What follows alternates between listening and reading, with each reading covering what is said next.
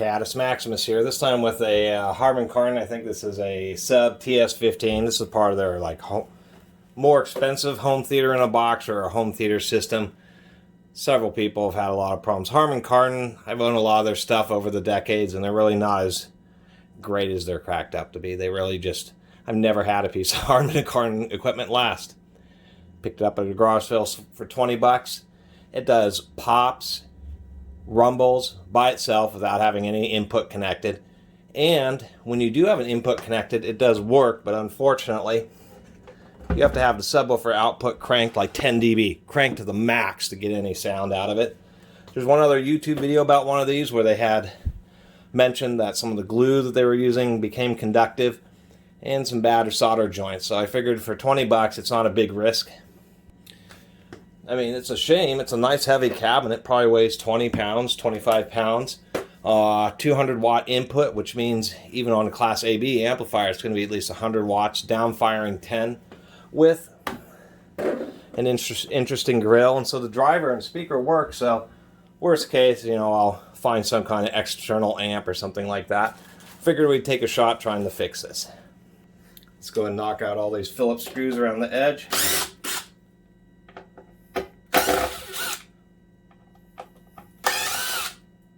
Here we go.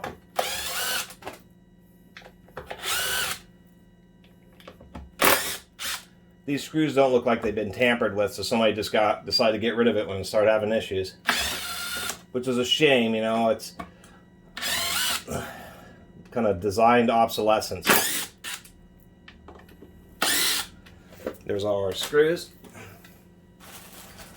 What I like to do is use these wood chisels, especially nice ones with a good clean edge, because they're very sharp, very hard steel.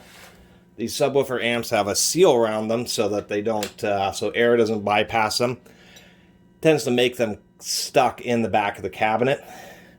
So it gives you wide surface area. It bites into the aluminum plate pretty good, and the edge is extremely fine. They're about one of the best things I've ever found.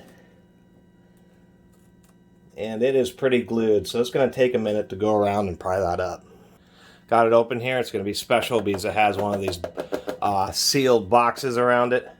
Let's unplug the terminals from the speaker, and we also have the little top LED. Not a bad driver in here. It says it's 4 ohms on the back of the amp 4 ohm speaker, and it has an additional magnet, so at least that's okay. And the cabinet is indeed medium density fiberboard. It's just why spend all the effort on that to put such a terrible amp in it. Turns out there are 4 corner screws that are also holding on the plastic back housing. Next thing you have to do is you just have to grab some pliers with this glued in fitting, and you just have to crush it and wiggle it out, and the glue will break, and then you have to use a little bit of a screwdriver carefully to pry open the cover and muscle the glue. They always pull these wires tight when they put on these back covers. It's like a do not service kind of thing. It's always really annoying. And there's our simple little amp.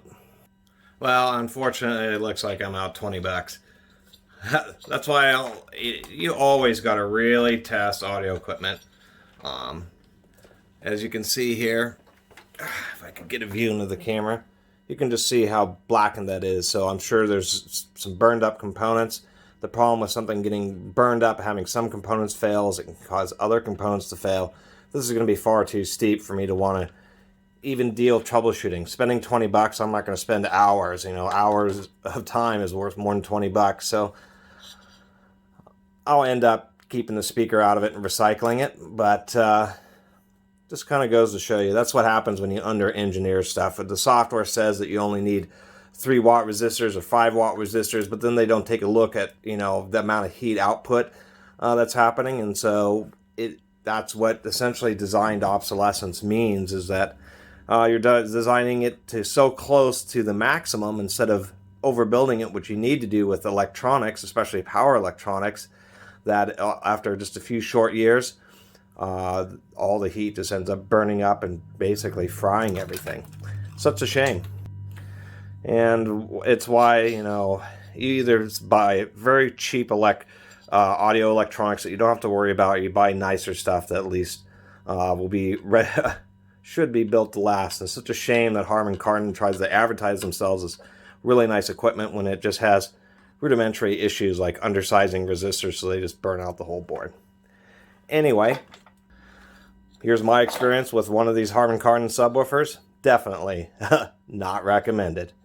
Anyway, I really appreciate everybody who's been watching and subscribing. And if you haven't subscribed, please do. Until next time, Catus Maximus out.